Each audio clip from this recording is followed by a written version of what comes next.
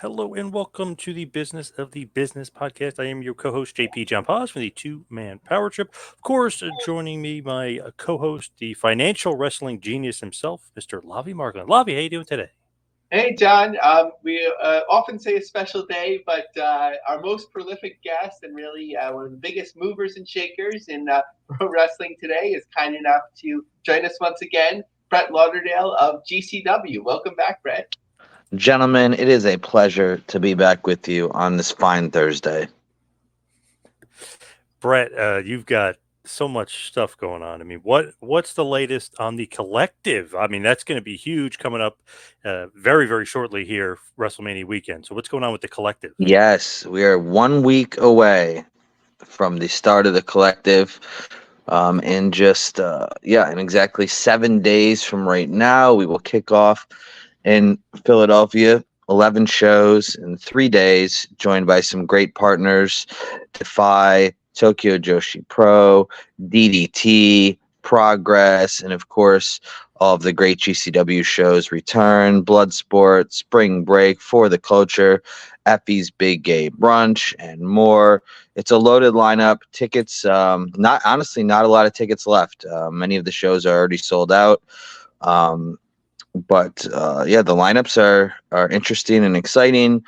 Um, Everybody's really fired up. Fans, the crews, and I think this is in line to be.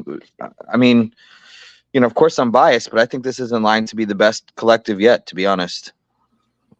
When you're setting up the collective, do most people reach out to you and want to be a part of it? Because I'm guessing that's the way it would probably work, right?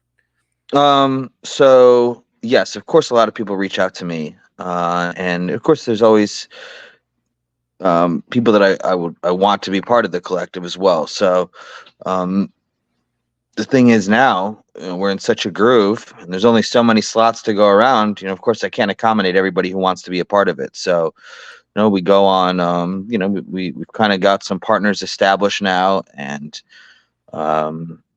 DDT is a repeat partner, and um, they're great partners, and they do great business. And this year they brought Tokyo Joshi Pro along with them, and so excited to have them. We wanted to have them in the past, but this year the planets kind of aligned.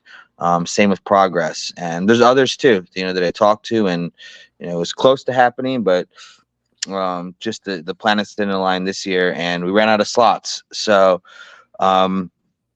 Yeah, I mean, it's a combination. There's always targets and there's always people who want to be a part of it. So just kind of see how the cards shake out.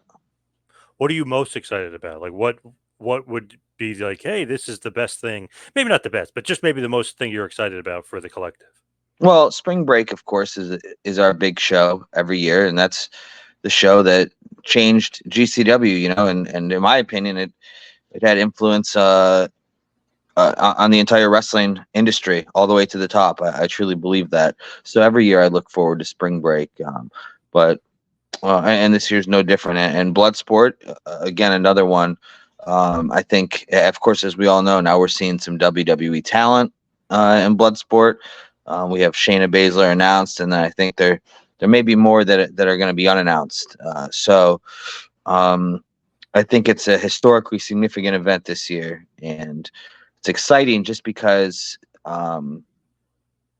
there's so many possibilities that could come from it. If it goes well and everybody has a good time and the business is good business, I think it's big for the entire wrestling business, especially for the independents. So I'm very excited for that, for Bloodsport, and to have that responsibility of hosting WWE talent. So I'm very much looking forward to those, and I mean I'm looking forward to all of it. So I know that sounds cliche, but I mean this is our big 3 days of the year. This is what we work all year for, and this sort of this is where we meet the most new fans. Meeting new fans is how we grow. So this is kind of that opportunity where there's thousands of new fans, in proximity and attending our events. So this is it for us. This is our big one. Now, the Shayna Baszler thing, that was pretty surprising. Obviously, I love Bloodsport. I love that style. Josh Barnett, one of his pupils, is Baszler.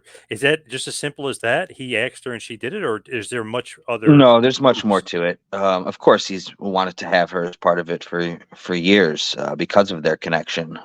But there have been there's been discussions between Josh and Bloodsport and WWE for years, actually.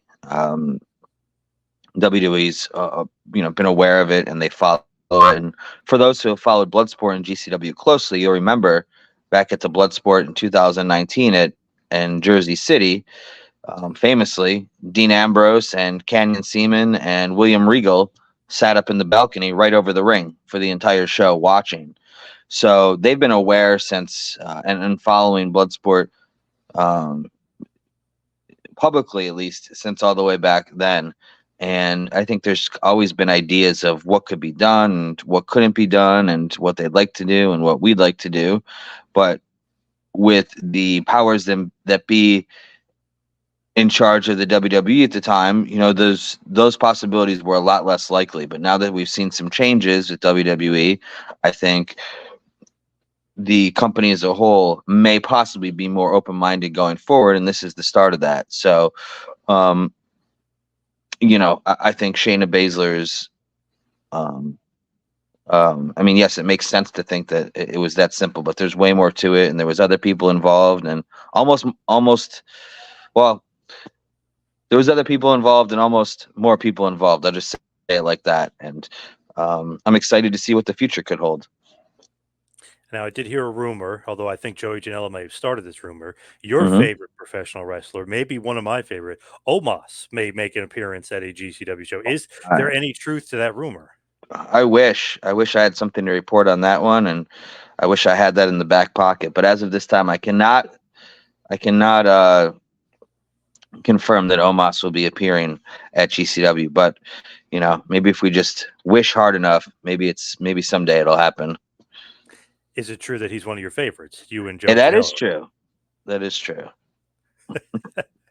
I love Omas. Hey, when I was at the MSG show when Punk returned, he made like a surprise appearance. He killed R-Truth, but he got a huge pop, right? Lavi was there. He saw it.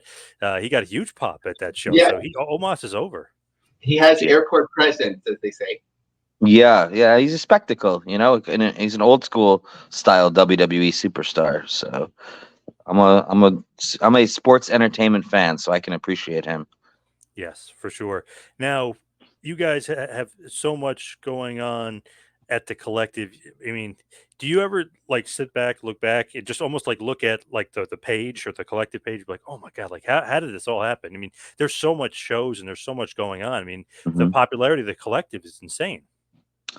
Yeah. Yeah, sometimes I do think about it, like and this is year number 5, I think, of doing the collective, or 6, 5 or 6. I'm not even sure anymore because it's gone so fast. But I mean, yeah, there are times where I sit back and I think like, wow, look how big this has gotten, and it's kind of become its own entity almost. But at the same time, I can look at it and I say, yes, of course, this is what's became. This was what I wanted it to be. This was the vision from day one, and this is why we work so hard on it every year. So it's cool to look and see how popular it's become and how it has been able to attract the global partners and become a destination for not just independent wrestling fans, but wrestling fans every Mania week, every Mania season. And I'm very proud of that. And I'm proud that GCW is able to kind of lead the way in that respect. And I take a lot of pride in GCW sort of being the face of independent wrestling to a lot of independent wrestling fans, or just to a lot of wrestling fans in general. They may not know a lot about the indies, but they've heard of GCW, and I'm proud of that. It's great. I mean, people think WrestleMania week, they think the collective, not just WWE, which is also great too, which I'm sure you had in mind. Mm-hmm. Yeah, no, I love. Yeah, I mean, it's just an exciting week for wrestling. It's become a thing. It's not just WrestleMania weekend; it's WrestleMania week, and it's exciting every year. I'm a fan still. If I was not a fan, then I would not be doing this to the level of what we're doing. And it's always so exciting, seeing all the people and all the anticipation, and I'm just happy that we're a part of it. And shout out to whoever does your graphics. They do a great job. Love the GCW, JCW versus the world. Looks like the old WCW versus the world video game. Oh yeah. I mean, just all your graphics are awesome. Yeah, well, we can give a shout out to Chris, who's been our graphic designer since almost day one, maybe like day 1.5. He's been here the whole time. So, Chris, you're doing a great job. Now I'll hand it over to Lavi, who definitely has something in my neck of the woods as far as a possibility of a big show coming up. Yes, and I wanted to, reinforce that with Chris's work. I actually invited him to the show over DMs. I'm not sure if you saw that, but if you have a chance, Brett, you could let him know that he's always welcome. So John was alluding to the fact that he's in Asbury Park, New Jersey, and we were having some fun and speculation about the big New Jersey news. So, Brett, we're not expecting you necessarily to break it here, but we wouldn't mind if you do. But if you could let us know if we're very cold, a little warm, or whatever it may be. My speculation would be that you'd run like maybe instead of Atlantic City at the end of the summer, maybe Asbury Park Convention Center, make it like a whole weekend type experience beyond one show. How far off are we? Well, first of all, that's a pretty cool idea for sure. And Asbury Park's a great place with GCW history. So I would say, without any spoilers, I would say that you're possibly on the right track. And,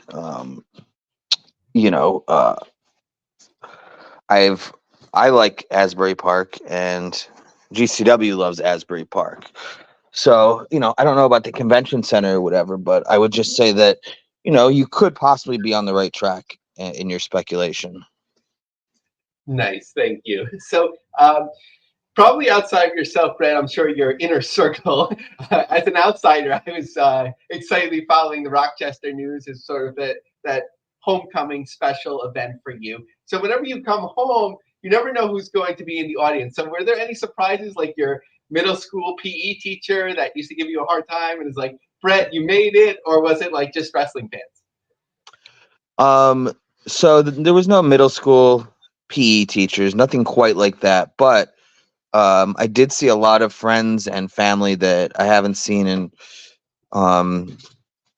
in years and years, and it was great to see them, and just kind of it did almost feel like a reunion of sorts. Not just getting to see so many of these friends that I haven't seen in a while, but also seeing them all together in one place at the same time.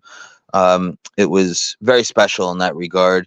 These are people that, without GCW, I might not have seen for many more years to come. So it's it's like a very, I don't know, it's just a very cool thing that, like, yes, and maybe the PE teacher wasn't there, but this wrestling thing that was so stupid and was that I was supposed to give up on and grow up from, maybe when I was in middle school, that is the thing that brought all of us back together this many years later. And it just so happened that it was, as part of a sold out show for my company back home, finally. Awesome. Yeah, it looked like a really cool venue. I was trying to figure it out by looking at their website. Are there like two spaces at the venue, and this was a smaller one, so possibly you could go to a bigger one? Am I off base? So there is two spaces. This was the bigger one. And yeah, I was trying to figure it out when I was there. I didn't realize. Yeah, so this is the bigger side. There is another side, but I think it's more for smaller acts. We actually ended up using the smaller side for merchandise. So there's not much room. There's not a bigger space in this venue, but I think there's some things we can do to kind of maximize it a little more next time around. So just sort of like, I guess, like a bird's eye picture, there's so many events being run, and it seems like there's certain ones that are staples. whether they're the A town or otherwise viable in other ways, and then others sort of get cycled in. You try things, some things work out really well, some things you have to build up, some it's not necessarily going to work out. Like, do you have like strategy set? Like, how do you figure this out? It just seems like things just keep going like 100 miles an hour. They do, and there is no special strategy meeting. There's no, there's nobody running analytics and giving me answers. It's really all just, I don't know. I guess, I guess I just kind of have a feel in my head at all times on where GCW's at and where we need to go and where the right directions are in a literal geographic term. And I don't know. I guess I'm fortunate that the GCW brand name is so strong that it makes me look good a lot of the time. I mean, and we do pretty well everywhere we go. And yeah, I mean, I wish there was a strategy meeting. I wish I had time for that, and I wish that we were able to kind of maybe put more thought into it. But it seems like at this point, the way we're doing it is still working out okay. So I'm not I guess I'm comfortable just continuing going as we are. Yeah, one of the markets that we've talked about before, but in terms of Pop's nightclub in the St. Louis market, I've noticed that the last couple, like it tended to be a show that was like you could see like just a couple of days out. Let me know if I'm exaggerating this, but like a couple of days out, okay, second row is still available and so on. But the last couple of times, it really seems to have picked up. It seems like you keep investing in the market, going back, building it up. Like, are you starting to see that? Well, you're actually right. I'm so impressed that you noticed that because that's exactly how Pops has kind of been. It's always been a little bit of a slower, that's been a slower market over there. But the last two events, you're right. It has picked up dramatically. The last show we did there, which was, I don't know, what was it? March 1st. That was our biggest pre-sale yet in Pops, and I think in our 5 or 6 shows we've been there. And yeah, I think it's just I mean, yes, I do think it's a matter of reinvesting there and just staying committed and providing good shows.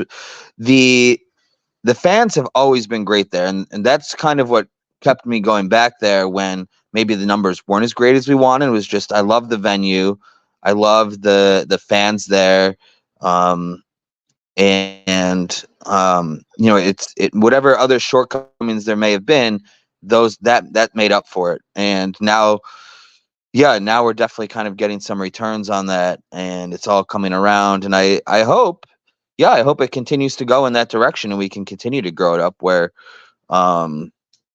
it becomes one of our bigger draws. But it's doing okay, and if it was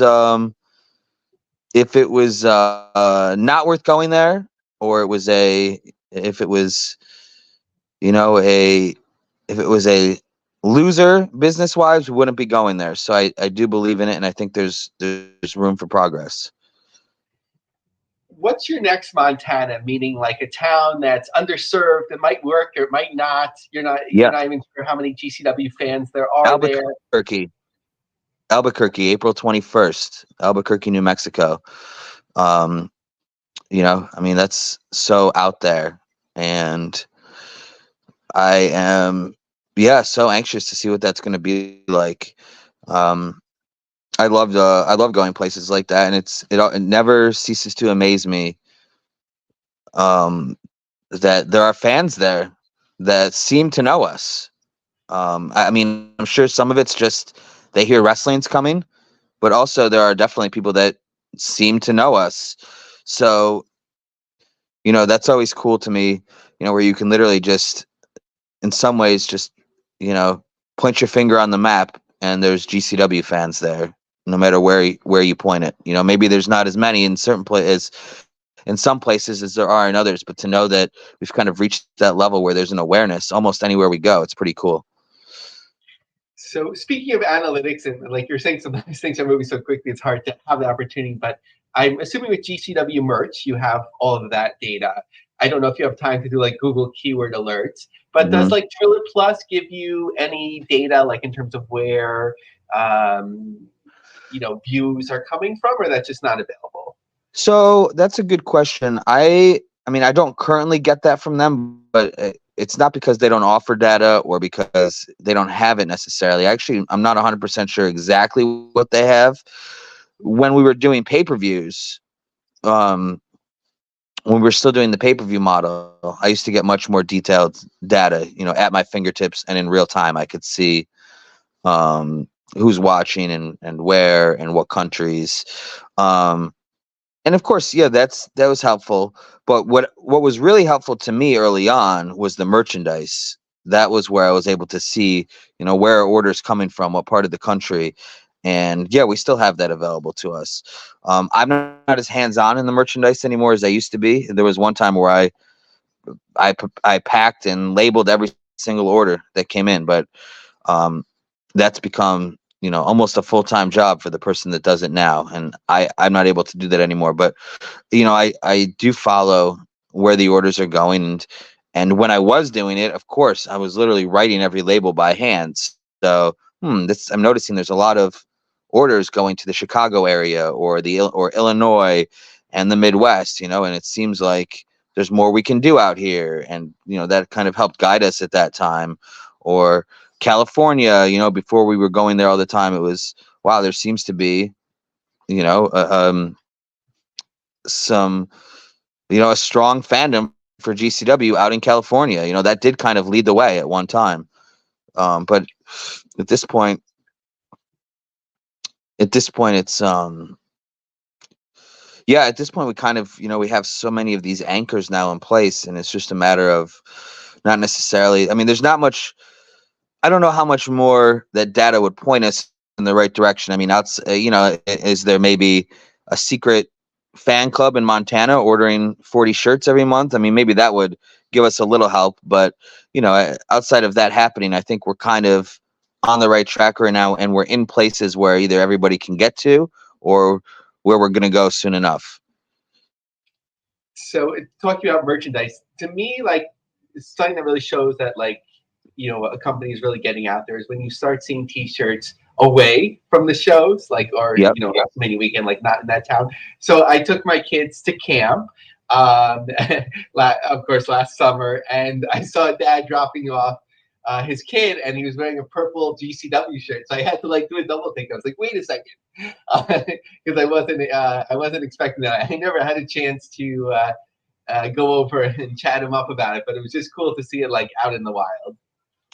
Yeah, every once in a while I see it. And yeah, of course, that's the coolest, knowing that you've kind of transitioned in some ways into real life, meaning anything outside of the venue. And yeah, of course, that's very flattering and rewarding and humbling, walking through I see it, every once in a while. I was actually going through TSA at the airport a month ago, and my bag got whatever, my carry-on bag that I put through the belt got flagged, and they pulled me aside, and the guy went through my bag. I literally, of course I thought nothing of it. The guy's opening the bag, and then he starts to zip it up, and he said, "No light tubes and no doors, so you're good to go." So this TSA agent must have been a GCW fan, and so weird. Like, wow, there's people out there that watch us, and know, I guess, know who I am on top of that, which was crazy to think of. But it's definitely, slowly happened over the years. There's definitely more and more awareness, and we're leaking into the real world. So Are cool. the pizza cutters bought locally, or those are okay to travel with? Pizza cutters. Well, that's another funny story, actually. So yes, usually they are bought locally, and it's funny that you ask that, because when we did WrestleCade, a fan made a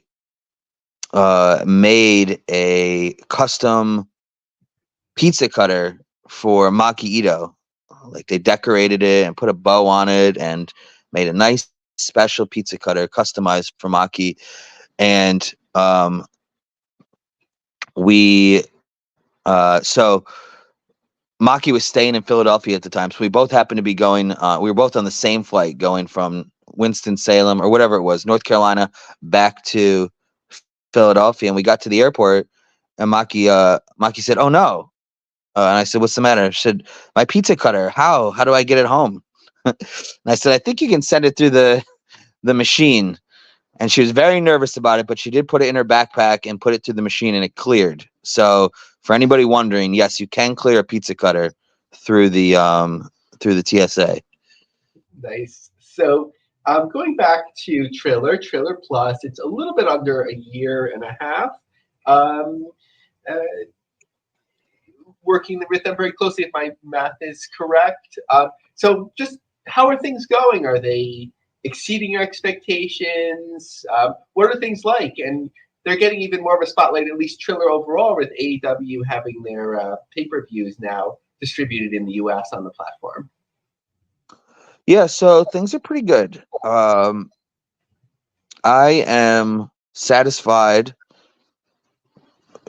with our arrangement. I was satisfied when I signed it, and I I think that it's gone pretty well for both sides. It's so interesting. It's exciting and interesting at the same time, just to kind of watch how this Triller TV Fight Plus thing evolves almost on a weekly basis. Just seeing how um, it really is more than just a wrestling platform, and they seem. I don't know. I wonder. I mean, they're definitely onto something, in terms of creating a bigger, I mean, of course, subscriber base, but keeping things interesting and growing aside from what we've seen from other platforms. And I think, they're onto it in that, to make one of these things successful, you have to be more than just independent wrestling, probably. And I think that they're smart in that respect. And it definitely it's definitely been beneficial for GCW. And it's definitely led to new fans from us. Like I know it has. I can literally see, usually like a Saturday is like a pretty slow day for ticket sales across the board, because people are just out, they're doing stuff. When people buy their tickets, it's during the week or on Friday when they get their when their paycheck hits. But whenever we have a show, like on a Saturday, and we play the schedule, we show the schedule graphic. I get a wave of ticket sales, and I feel like that's from people who may be watching for the first time and who say, "Oh my God, look at this! They go everywhere, and they're coming near me. I'm going to go buy a ticket." I really believe. I mean, that's the only explanation I can think of. The diehard GCW fans, they know how to follow our schedule on a daily basis. They know where we're going. They know when they're going, and I don't think they suddenly pick 9 o'clock on a Saturday night every time to buy their tickets. So I do feel like there's still a lot of um, first time viewers every time we have a show, and that's just because Fight has such a big base. And all you have to do is open up the app and scroll through and see what's on. It's very easy to try something new for the first time, and I think that's been one of the biggest benefits for us. One of the cool little things from Eventbrite recently is that sometimes when you go to a promotions page, they bless you, or at least bless me with data. So one of the things I noticed with GCW is it says 38% of ticket buyers are return buyers. And when I compare that to some of the other brands, those are usually in the low 20-something%. So I'd imagine just knowing that you have that loyal base, that you have returning customers, it gives you, stability to take risks. Yeah, of course. Yeah, I mean, we're lucky and we're blessed to have such a loyal and strong and enthusiastic fan base. People, I mean, I see a lot of fans that or not just returning, they came to the last show or maybe the show before, but I see people that have been coming for years. So, yeah, we're lucky. I mean, it's just, and that, but that's the result of, just kind of the way that I've run GCW from the start, and making sure that we maintain and establish credibility with fans, and they know they can kind of trust us when it comes to a product or following through on promises, or taking care of fans or over delivering. I don't take any of them for granted. And yeah, all these years later, you see how it pays off, where people know when they see a GCW show coming, they don't even need to see the lineup. They know they're going to get their money's worth. They know they're going to get an exciting show, and they want to be the first to get tickets and make sure they have good tickets. And yeah, of course, it's great, and it does take a little bit of stress off, knowing that no matter what, there's going to be a certain number of fans that are there to support us right off the bat, the second a ticket goes on sale. So that, of course, that helps. In terms of, and I love that you do this. Like the spring break thing was the first time I was aware of like a pro wrestling promotion like spotlighting a talent, Joey Janelle, and then sort of like having their own sub-brand and like be spotlighted in that way. And has since been replicated GCW, and of course in other promotions in different ways. But I think like in terms of I don't know if you define a sub-brand, but sort of like blood sport, I think I'm wondering, like, is there now the room to like expand? Has there been those talks with Barnett? Like, I could see it like once a month, if the talent is available, sort of like building something, because it seems obviously it's built momentum, but it seems hard to do so if it's just like once or twice a year. Yeah, I mean, it's. Yes, I think some of these there is room for growth, and then some of them, you wonder, are they so successful because it's only once or twice a year, and people know to look forward to it. We've branched off a bit with Effie's Gay Brunch, and we have done more blood sports outside of Mania Week. We didn't do any between last year's Mania and this year's with Bloodsport, but yeah, I guess it is hard to kind of figure out, how far you should push it, and also keeping in mind GCW is still running a full schedule as is. So sometimes it's just a matter of, well, where would we even fit it in, but yeah, I mean, it's an interesting thing to think about what could work and what might not work. But yeah, I mean, you saw Josh is actually doing a blood sport in Japan in June, so it'll be interesting to see how that does. I expect it to do very well. Josh is very passionate about this, and Josh doesn't like to fail. So if Josh is committed and determined, I would bet on Josh every time. So, and he's been linked with these type of things before, but like it seems like somebody like a Matt Riddle would be a natural fit. But publicly he comes with his baggage, and I think in GCW there have been people that have a past, but they really like proven themselves, and they're either different or representing themselves in different ways. Like either speaking about Riddle specifically or just generally, like when somebody comes with like what's rumored to be or reported to be challenges or problems, like how do you suss that out? How do you figure out like, okay, are they going to be good for us? How do I know if they're genuine and like yeah, a good place? Well, it's tough. It's tough because today's kind of today's I'm trying to think of a good way to say it. I mean, there are some things, or some things that people may have in their past that, they're very, very tough to overcome, no matter whether they've changed as a person for the better or, or you could say, or whatever. Sometimes it doesn't matter, it's hard to get that. There are some fans who are not interested in that. It's and maybe rightfully so, and maybe they have a point. Listen, this person did this, and it doesn't matter if they're a better person now because they did this at one time, and that's all that matters. And whether I personally agree with that or not, it doesn't really matter at this point. GCW has grown bigger than any one person.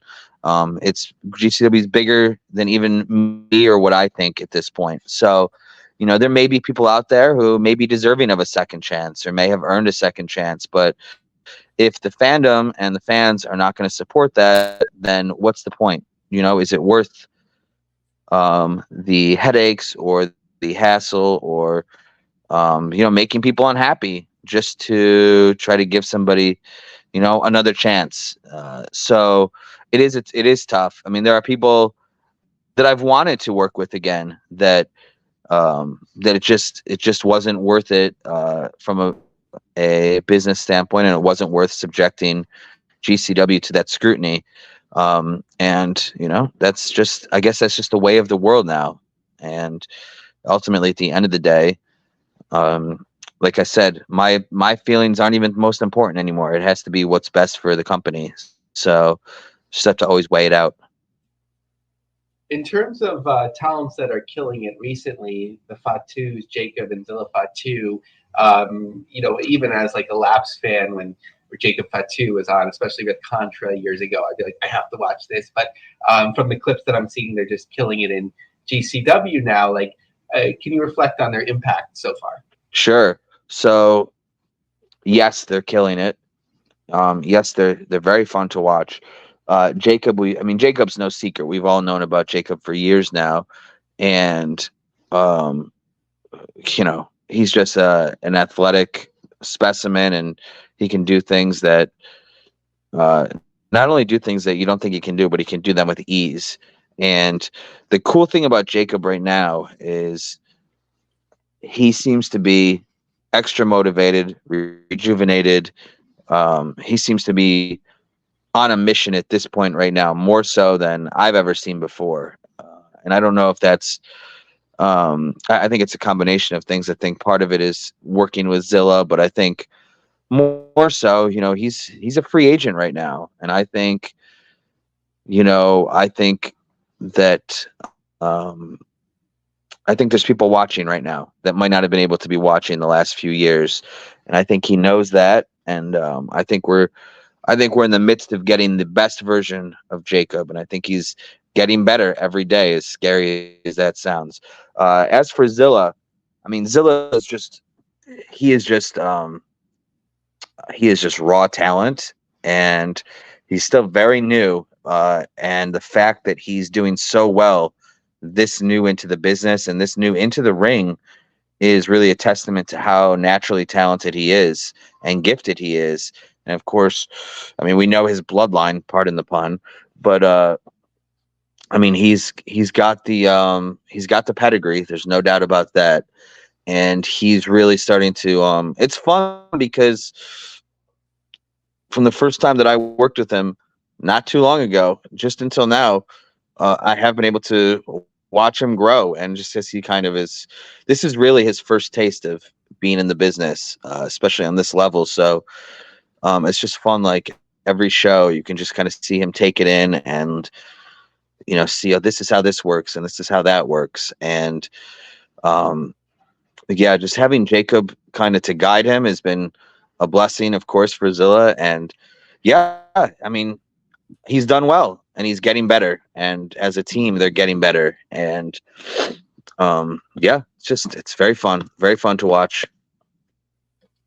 Yeah, it's always cool to see how like members of those family in different strains tend to like populate themselves in certain promotions, and then it sort of grows like that without necessarily, if it's applicable, without necessarily saying who. Like, have there been some family members that are on television now that have come just to hang out in the back? Their schedules crossed over. They were in town at the same time. I'm sorry. Oh, sure. What was the question? Yeah, some members from like, have there been any members of the bloodline that have like hung out backstage? Okay, yeah, sorry about that. I haven't seen any sorry, my dog is actually distracting me here. So there haven't been any bloodlines at the show yet, but I do know that I do know they're around, and I know that they are following. And I think again, I think that anything's possible in today's wrestling landscape. So I wouldn't be surprised if they did show up at some point. But I'm pretty confident they're watching from afar at the moment. So on another front, in terms of the Indie Hall of Fame, which I think is awesome, and I'm always advocating for, like, as a Northeast guy, along with John as well, always advocating for, like, the staples, Tony Atlas, King Kong Bundy, Honky Tonk Man, really keeping things going in the early '90s. But with Steve Corino being inducted and Colby inducting him, I believe Colby's under contract with the NWA, but just in terms of a show-by-show basis, he just seems like he'd be a great fit with GCW. Has he been on shows? Have you talked to him? Colby has been on shows, yep, and he's kind of been in and out over the years. And yeah, he's so talented and he's a great performer. And yeah, I don't think we've seen the last of him in GCW. He's a busy guy and he's got a lot going on. He's got a family, and yeah, it's just one of those things, when the rotation comes around, he'll be back. And yeah, you never know. When next time he comes back, he could be back for a while. You never know, really. But yes, I know him and I like him, and he's talented, and I'm glad that he gets to induct his dad into the Indie Wrestling Hall of Fame. Yeah, which is pretty awesome. I think about, like, the Mortons in the same way. Like, the son is amazing and sort of in his own way, like next generation talent. So a cool surprise that you shared yesterday and hit the internet about the same time was this new book coming out, Visitors, by, I believe, your partner in GCW, Adam Abdallah of Orange Crush. What were your expectations for this? Have you had a preview copy yet? Yeah, so Adam is my partner in JCW, and he's been a longtime friend of GCW and supporter. Yes, this book is very cool. I have not had a physical copy in my hand yet, but I've been able to look at a digital copy, and yeah, it's so cool. The photographer he used, Nick Karp, is such a talented photographer, and getting to document that trip in our show at Corrigan Hall. I mean, aside from the work itself, and these photographs are just, I mean, in my opinion, it's a way that we don't see often, behind the scenes in wrestling. But to me, this is so special, just that we have this, this this memoir, really, of what was a historic trip for us, and getting able to share it with the fans. Whether they're hardcore GCW fans or just casual fans, this is a project that kind of transcends that, and it's a human piece also in a lot of ways, almost like a what do they call it? A character study of multiple characters, and yeah, it's just so cool. And I give Adam credit with Orange Crush. This isn't his first wrestling project. His first, he's been doing his paperback books or magazines or whatever you want to call them for a couple of years now. There's been a few issues, but this is his most ambitious project for sure. Definitely the coolest. And I think when as more people start to see it, I think it's going to spread and more people will talk about it. And I'm anxious to talk about it more. I know that there's going to be an exhibit coming up at the end of April, which it'll be on display in New York City, and there will be some events that coincide with that to help promote it and push it. So I'm excited to be a part of that as well and to watch it all. Yeah, and thank you for the correction. I definitely meant the JCW, not to cause any confusion. Okay. And just give some promotion to the event on April 28th at the NADA space in New York, 311 East Broadway, second floor. So it looks like an amazing event. Unfortunately, it falls at the start of the second part of Passover, so I can't be there, but I was like, if I could, for sure.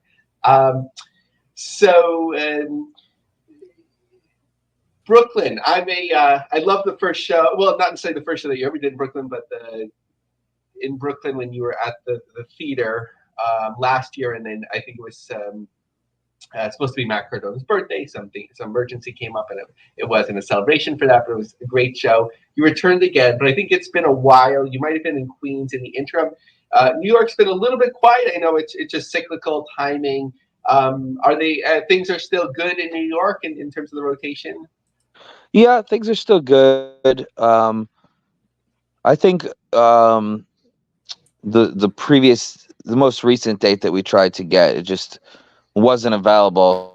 So you're on to the next, and sometimes the next could be a few more months down the road. But I think we have something else in the pipeline for Brooklyn. Not something else, but another date in the pipeline that that will probably be announced relatively soon. So if you're all the Brooklyn people out there, if you've been waiting, your wait will come to an end soon enough. Awesome. And it's been a little while, I think, since your overseas trip. Is there some things in the work again?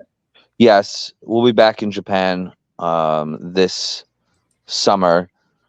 I can't announce the dates yet, but I'm actually very excited for it because we'll be working with some new people this time, and I think this will be a level up of sorts. With all due respect to everything we've done previously, I think it was time to kind of try to take things to the next level. So, unfortunately I can't make any announcements, or at least nothing with any detail other than to say that we'll be back this summer, and call it an announcement of an announcement. But we will be back, and hopefully I'll get to release some details soon. Awesome. We take those. So last question, but it's a broad one for me before I turn over to John. So, Brett, when we've talked, sometimes, in terms of the way you're talking, sort of like this, you never know how this ride will go. We're very conservative. We can scale back and so on. But at the beginning of this call, you said something very interesting. You said you had a vision from day one. And clearly, to get to where you've gotten, you've had to have a vision. Sometimes it needs modification and changes and things don't go well. But sort of like, what can you tell us about like the evolution? What do you hope to do? How do you hope to grow? Some of it is like, right, like on the ground, Japan, okay, you might be going to a different venue or working with different promoters, but sort of like, what is your vision for growth? What can we expect sort of for like next steps? Yeah. So, at this point in the game, my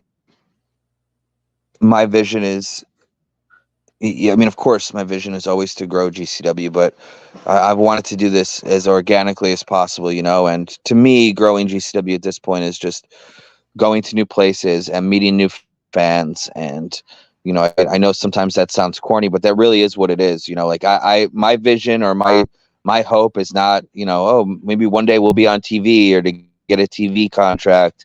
That's just, I'm really just not too interested in that. So for me, yeah, like I've always wanted to, and from day one, I wanted to take GCW all over the world, and that's what we've been doing, and that's what we are doing, and taking GCW to all 50 states. I would love to do that. So, I know that that's not, that might not be the, the spiciest answer, but I mean, that's really the truth. And, whether it takes 2 years, 5 years, or 10 years to do that, I think that that's kind of the steady plan. And, could it change? Who knows? But yeah, I don't have any like, I don't think I have any delusions of grandeur here. I'm not trying to compete with WWE or AEW. I just want to compete with GCW. That's, I've always said that we are our number one competitor, and just trying to get better from where we were, the last show. So that's a lot in and of itself for me.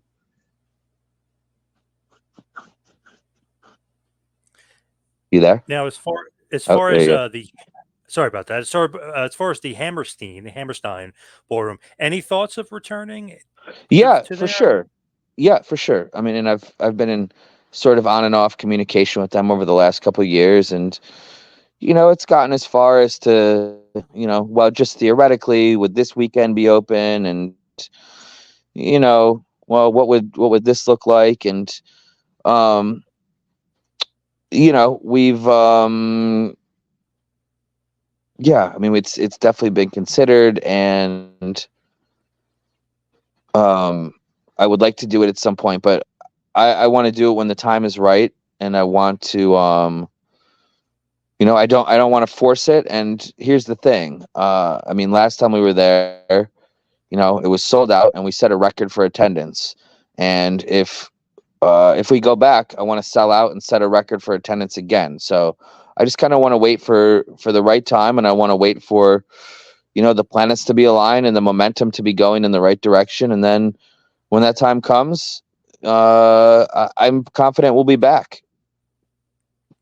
As far as the Indie Wrestling Hall of Fame, that's one thing I love, because a lot of the indie guys that should get a lot of credit, should get the love, kind of really help the scene out big time. I love that you do that. So it's awesome that Trent Acid's going in. Obviously, a lot of you Mhm. mentioned Carino before, the Briscoe brothers, one of the greatest teams of all time, and even Kevin Hogan going in. So I love the Indie Wrestling Hall of Fame. I just wanted to point that out. And I know you guys do a great job putting that together, kind of giving some guys some light that maybe wouldn't get that Yes. light.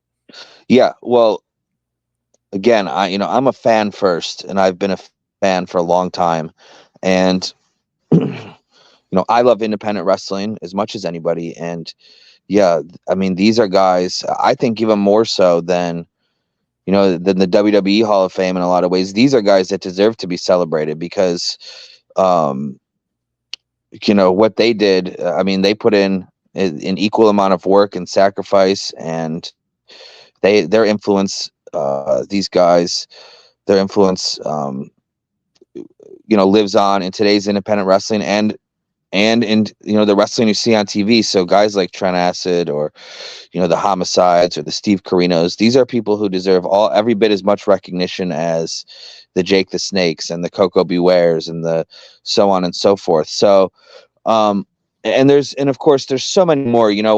I can only we can only do 5 or 6 people a year, but there's really hundreds out there that deserve to be in this Indie Wrestling Hall of Fame, and hopefully, you know, at some point they'll all be in.